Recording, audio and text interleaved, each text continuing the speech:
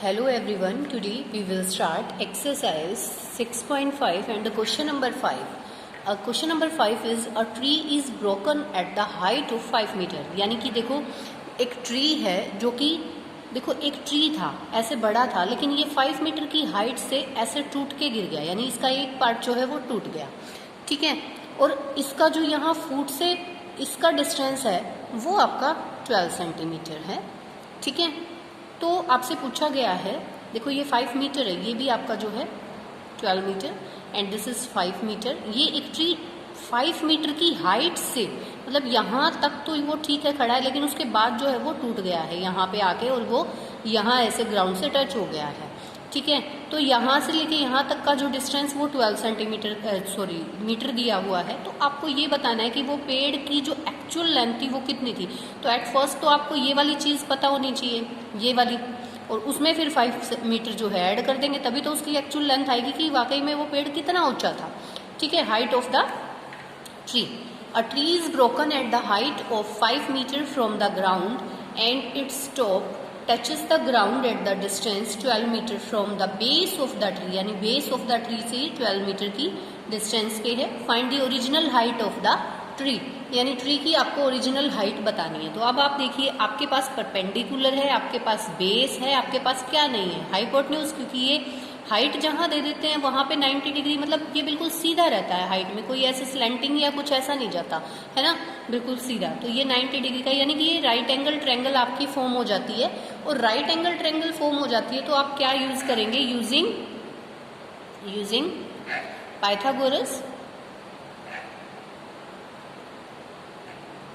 Pythagoras use करेंगे, जिसके अंदर क्या है हमारा कि जो क्या होता है हमारा हाइपोटन्यूज जो है उसका स्क्वायर, हाइपोटन्यूज का square is equal to perpendicular square plus base square, है ना, यही तो हमारा होता है। तो आपको गिवन क्या है, ये हाइपोटन्यूज तो आपको बताना है ना, हाइपोटन्यूज बताना है। तो ये यहाँ देखिए, पहले मैं इसको स्क्वायर में ही ले लेती हूँ। परपेंडिकुलर स्क्वायर मतलब परपेंडिकुलर 5 है, आप 5 लीजिए, 5 का स्क्वायर प्लस में बेस स्क्वायर मतलब 12 स्क्वायर। तो आपका यहाँ पे कितना है 25 प्लस 144, इट मीन्स 169। तो ये जो हाइपोटन्यूज था इसका स्क्वायर था, इसका स्क्वायर है आप लोगों के पास। तो इस स्क्वायर को अगर इस साइड शिफ्ट करेंगे तो आपको पता है पावर मैंने बताया था रेसिप्रोकल हो जाएगी, 1/2 हो जाएगी, है ना। ये देखिए हाइपोटन्यूज 169, ये पावर यहाँ से अगर मैंने इस साइड राइट इक्वल टू के राइट साइड शिफ्ट कर दी लेफ्ट से, तो ये पावर 2 थी तो 1/2 हो जाएगी, ठीक है। अब 1/2 का मतलब 169 का जो है ऐसे स्क्वायर रूट, क्योंकि 1/2 अगर पावर होती है किसी की पावर 1/2 यानी कि उसका स्क्वायर रूट बन जाता है, ठीक है। ये बात ध्यान रखें आप। अब 169 के प्राइम फैक्टराइजेशन करते हो तो ये 13 की टेबल पे आपका जाएगा, यहाँ 13 ही आएगा, और 13 से फिर से करेंगे तो 1, तो इट मीन्स 13 × 13 है ना, और वो अंडर रूट के अंदर है। तो देखो अभी तो मैंने आपको केवल इतना बताया कि देखो 13 × 13 ये 2 टाइम्स आ गया, 2 टाइम्स आ गया है तो ये स्क्वायर रूट से बाहर चला गया आपका, यानी कि 13 1 टाइम लिख देंगे 13 मीटर। तो ओरिजिनल जो लेंथ है, ओरिजिनल लेंथ, हाइट, लेंथ नहीं बेटा हाइट बोलेंगे इसको, हाइट ऑफ ट्री कितना रहेगा 13 + 5, 18 मीटर का जो है वो पेड़ था, ठीक है। अब एक चीज आप और देखें, देखो ये तो मैंने आपको डायरेक्ट बता दिया है इस तरीके से, है ना। इसमें हम अप्लाई क्या करते हैं, ये चीज मैं आपको बताना चाह रही हूँ कि इसमें हम लोग अप्लाई क्या करते हैं, किस तरीके से हम इसका पेयर का जो है ऐसे बना लेते हैं। तो देखो हमने क्या किया कि हमारे पास 169 की पावर 1/2 थी, है ना। तो यहाँ पे 13 × 13 की पावर 1/2 है ना। तो यहाँ से आप क्या कर रहे हो कि 13 का स्क्वायर हो गया और इनटू में 1/2 है, तो 2 से 2 कैंसिल आउट आपका हो रहा है, तब आपका 13 आ रहा है ना। तो ये स्क्वायर रूट में मतलब ऐसे ये प्रोसीजर हमारा लग रहा है तब ऐसा आ रहा है। मैंने आपको डायरेक्ट जो है इस तरीके से बताइए भाई स्क्वायर रूट है, स्क्वायर रूट में अगर पेयर में होता है तो वो बाहर आ जाता है, तो बाहर वो कैसे आता है उसका प्रोसीजर आपका जो है ये रहता है, ठीक है बेटा। तो यहाँ से आप उसको इस तरह से भी शो कर सकते हैं, और ऐसे कर रहे हैं तो पेयर में करके भी आप लोग शो कर सकते हैं कि 13 जो है वो स्क्वायर में हो गया और उसका स्क्वायर रूट है, तो इससे जो है ये कैंसिल आउट हो जाता है, आपका 13 मीटर आ जाता है। ठीक है, तो दोनों मेथड्स जो हैं आपके सही हैं। ये थोड़ा डिटेल से है, तो आप इस डिटेल वाले मेथड से करें। ठीक है, अब देखो, अब हमारे पास क्या कहता है कि angles Q and R of a triangle PQR। अब एक ट्रायंगल है PQR, उसमें जो Q एंगल है, R एंगल है, वो आपका 25 डिग्री 65 डिग्री ये गिवन है। ठीक है, which of the following is true. तो आप ये एक राइट एंगल ट्रायंगल हो गई यहाँ पे, क्योंकि देखो ये वाला साइन है मतलब 90 डिग्री है, तो ये राइट एंगल ट्रायंगल हो गई। राइट एंगल ट्रायंगल हो गई मतलब कि ये जो है आपका परपेंडिकुलर यहाँ रहेगा, ये आपका बेस रहेगा और ये हाइपोटेन्यूज रहेगा। ठीक है, मतलब अकॉर्डिंग टू दिस कि यहाँ 90 डिग्री बन रहा है, तो 90 डिग्री जिस पे बन रहा है वो बेस है और ये वाला परपेंडिकुलर है। तो इसने पूछा है PQ स्क्वायर। अब आपका होता क्या है कि hypotenuse square is equal to perpendicular square plus base square. तो अब यहाँ से आप लोग देखिए, ये आपका होता है इस तरीके से। तो यहाँ कंडीशन में आपको क्या गिवन है भाई, PQ स्क्वायर ये वाला बेस हो गया, यानी कि QR स्क्वायर ये वाला हो गया आपका, तो RP स्क्वायर के इक्वल है। भाई ये तो गलत हो गया ना, क्योंकि यहाँ पे तो इसने हाइपोटेन्यूज ले लिया, यानी कि base square plus hypotenuse square is equal to perpendicular square बना दिया। लेकिन हमारी आइडेंटिटी तो ये वाली होती है ना, तो ये क्या है, no, it is not possible. इसमें हमसे क्या पूछा है, ट्रू पूछा है, it is not true, no it is not true. ठीक है, ये फॉल्स हो गया, ये नॉट ट्रू है। अब अगले वाले में भी हम ऐसे ही देखेंगे। देखो हमें याद रखना है कि ये हाइपोटेन्यूज का जो स्क्वायर है वो perpendicular square plus base square होता है, तो उसी के अकॉर्डिंग हम देखेंगे। अब PQ स्क्वायर आपका देखो कहाँ है, PQ स्क्वायर बेस है, RP स्क्वायर आपका जो है परपेंडिकुलर है, और वो किसके इक्वल हो गया, हाइपोटेन्यूज स्क्वायर के इक्वल। तो यही तो प्रॉपर्टी होती है, तो यस इट इज ट्रू। ठीक है, यहाँ पे हम ट्रू बता देंगे।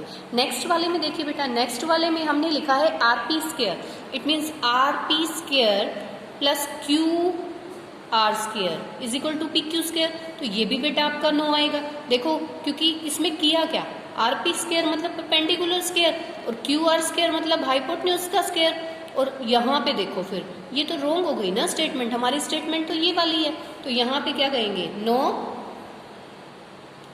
It is not true. ठीक है बच्चों, तो अब आपका 7th क्वेश्चन है, क्या बोला गया है, find the perimeter of the rectangle. आपको रेक्टेंगल का पेरीमीटर बताना है, whose length is 40 centimetre and a diagonal is 41। तो देखो रेक्टेंगल आपका, आप हर एक क्वेश्चन में देखो फिगर जरूर बनाते जाएं, क्योंकि बहुत इजी हो जाता है आप लोगों के करने के लिए। तो लेंथ इज 40 मीटर इसकी लेंथ है, ओके, ये 40 सेंटीमीटर लेंथ है एंड 41 सेंटीमीटर डायगोनल है, तो ये आपका 41 सेंटीमीटर डायगोनल हो गया। अब ये देखो, अब इसमें पूछा क्या है, फाइंड द पेरीमीटर आप लोगों से पूछा, तो आपको ये वाली साइड पता होगी, तभी तो उसकी लेंथ तो आपके पास गिवन है 40 है, लेकिन ब्रेड्थ नहीं है, तो ब्रेड्थ होगी तभी तो आप लोग पेरीमीटर निकालोगे। सो आप क्या करोगे, आप देखो इसको नाम दे लो ABC एंड D। तो यहाँ पे आपको पता है राइट, इसमें रेक्टेंगल में आपका 90 डिग्री का एंगल बनता है, 90 डिग्री का एंगल बनता है ना, each angle will be 90 degree. तो ये देखो यहाँ से डायगोनल जाता है, तो ये एक राइट एंगल ट्रायंगल होगी। Triangle BCD is a right angled triangle, है ना,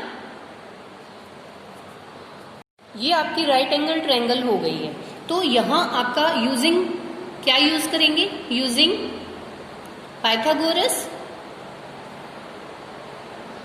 पाइथागोरस यूज करेंगे। तो आपका जो CD आपको निकालनी, यानी कि ये वाली चीज, तो क्या होगा देखो, यानी कि BD square is equal to BC square plus CD square. अब निकालना CD है आपको, पहले देखो 41 स्क्वायर, जो चीज गिवन है उसको लिख दो। BC की वैल्यू 40 स्क्वायर है प्लस में सी डी की वैल्यू नहीं गिवन है तो इसको एज इट इज़ लिखें। अब देखो 41 का अगर हम लोग स्केयर करते हैं, 41 का स्केयर माइनस यहाँ इसको ले आएंगे 40 का स्केयर हो जाएगा, है ना, क्योंकि हमें तो सी डी की वैल्यू बतानी है। देखो सी डी स्केयर बताना है ना। तो 41 का जो स्केयर है वो आपका कितना आएगा 1681 माइनस इसका आपका 1600 आ जाएगा। आप मल्टीप्लाई करके देखेंगे ना 41 को 41 से, तो इस तरीके से आपके पास फाइंड आउट हुआ। तो ये आपका सी डी, आपको सिंगल चाहिए तो ये वाली जो पावर है यहाँ जाएगी, ये 1/2 बन गया आपका, है ना, 2 था और इस साइड शिफ्ट किया तो 1/2 बन गया है। अब देखो क्या करेंगे, अब इसके अंदर आपको करना क्या है, 1681 में से 1600 माइनस करेंगे 81 का 1/2 आपका, इसको शिफ्ट कर लेते हैं, दोनों साइड्स को जो है हम शिफ्ट करेंगे। ये सी डी इधर आ गया इधर से और 81 इधर आ गया, तो इस पर कोई इफेक्ट नहीं आता बेटा, ठीक है। अब देखो आप वही मेथड, कोई भी मेथड यूज कर सकते हैं, जैसे कि √81 है, ठीक है। अब इसको 9 × 9 लिख सकते हैं रूट के अंदर, इट मीन्स 9 स्केयर लिख सकते हैं, और ये स्केयर रूट है तो स्केयर यानी ये 1/2 होता है, इसका मतलब 9⁻² मल्टीप्लाई ये वाली 1/2 थी तो 2 से 2 कैंसिल आउट हो गया, आपके पास 9 जो है सेंटीमीटर आपके पास क्या आया, 9 सेंटीमीटर आपके पास जो है इसका ब्रेड्थ आ गई। आपके पास लेंथ दी हुई है, देखो लेंथ कितनी थी, लेंथ ऑफ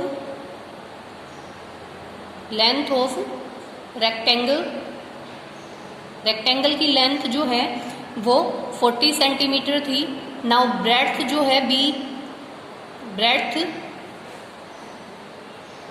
ब्रेड्थ हमारी 9 सेंटीमीटर आ गई है। तो पेरीमीटर निकालना बहुत इजी हो जाता है आप लोगों के लिए। पेरीमीटर आप कैसे निकालेंगे, देखो मैं अगले पेज पे, यहाँ पे स्पेस नहीं बचा तो मैं अगले पे बता देती हूँ आपको, कोई बात नहीं। तो आपका जो पेरीमीटर ऑफ रेक्टेंगल का क्या होता है, 2 मल्टीप्लाई लेंथ प्लस ब्रेड्थ। तो 2 मल्टीप्लाई लेंथ की वैल्यू बेटा कितनी थी आपके पास, लेंथ की वैल्यू देख सकते हो आप 40 एंड दिस विल बी 9, आपने फाइंड आउट किया 2 मल्टीप्लाई 49 देन कितना आ जाएगा, अगर इसको करते हैं आई थिंक 98, 2 9 जा 8, 2 4 जा 8 एंड 1 9, 98 सेंटीमीटर, ठीक है। इसको हम सेंटीमीटर में ही लिखेंगे, अगर वो हम एरिया निकालते हैं तो सेंटीमीटर स्क्वायर या मीटर स्क्वायर में, ये सिंपली होता है पेरीमीटर, ठीक है। तो ये 98 सेंटीमीटर आपका पेरीमीटर आ गया है। Okay, now come to last question, 8th number question.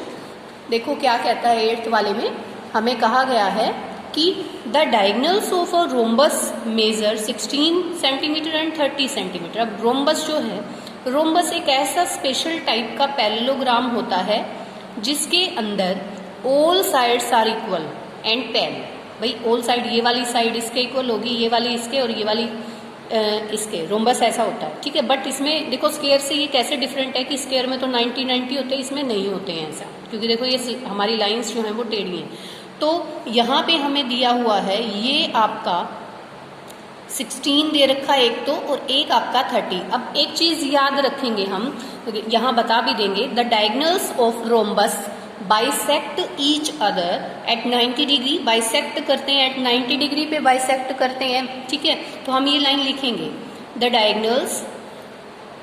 अब देखो हमने क्या किया है कि ये देखो 30 सेंटीमीटर था तो बाइसेक्ट करता है यानी 15 इतना 15 इतना, इस पॉइंट को मैंने ओ कह दिया, यहाँ पे 90 डिग्री का एंगल बन रहा है तो ये 15-15 में, यानी बाइसेक्ट मतलब इक्वल 2 पार्ट्स में डिवाइड करता है, और कितने डिग्री पे, 90 डिग्री पे। तो मैंने दोनों कंडीशन ले ली, ये 16 था तो ये 8 हो गया।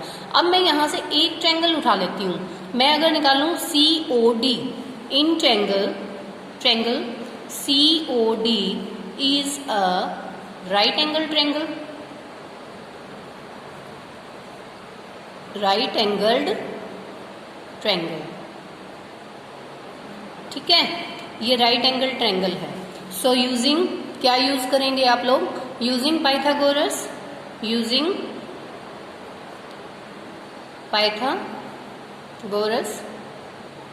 पाइथागोरस आपने यूज किया तो क्या होता है, हाइपोटेन्यूज का स्क्वायर जो है वो perpendicular square plus base square के इक्वल होता है, पता है आपको। तो आपका जो बेस है वो 8 हो जाएगा और परपेंडिकुलर 15 और ये हाइपोटेन्यूज है। तो मतलब सी डी का जो स्क्वायर है वो आपका कहाँ जाएगा, ये आपका है O C square plus O D square, है ना, perpendicular square plus base square, इसको बेस मानो चाहे इसको, क्योंकि 90 डिग्री यहाँ ऐसे बन रहा है तो आप ऐसे देखेंगे तो ये बेस, तो वो इंटरचेंज आपका परपेंडिकुलर बेस में हो सकता है, कोई दिक्कत नहीं है वो तो, बट हाइपोटेन्यूज को आप करेक्ट लो। अब देखो यहाँ पे सी डी का जो स्क्वायर है वो एज इट इज रहेगा, ओ सी जो है 8 स्क्वायर प्लस 15 स्क्वायर, ये बन गया। यहाँ से 64 आ जाएगा, ये 225 आपका बना, तो इसको हम ऐड करते हैं, 289 हमारे पास आएगा। और यहाँ पे सी डी चल रहा है हमारे पास, सी डी, अब इसको मैं ऐसे स्क्वायर रूट के अंदर ले सकती हूँ, सी डी है ना, सी डी स्क्वायर था इधर गया, 1/2 हो गया। अब 289 के अगर मैं प्राइम फैक्टराइजेशन करती हूँ तो प्राइम फैक्टराइजेशन में मेरे पास क्या आएगा, 17 × 17 करके देख लेना आप साइड में, प्राइम फैक्टराइजेशन 17 × 17 आएगा। ये हम सी डी की वैल्यू निकाल रहे हैं, तो C D is equal to 17 का स्क्वायर तो यहाँ पे हो गया, तो या तो आप इस सीधे स्क्वायर रूट को ही यहाँ से काट दो, 17 सेंटीमीटर जो है आपकी वैल्यू आ गई इन साइड्स की, जो ये साइड्स थी रोम्बस की, ठीक है। अब रोम्बस में सारी साइड्स इक्वल होती हैं, तो each side will be 17 centimetre, है ना, हर एक साइड जो है वो 17 सेंटीमीटर आपकी रहेगी। तो अब यहाँ perimeter of rhombus, perimeter of rhombus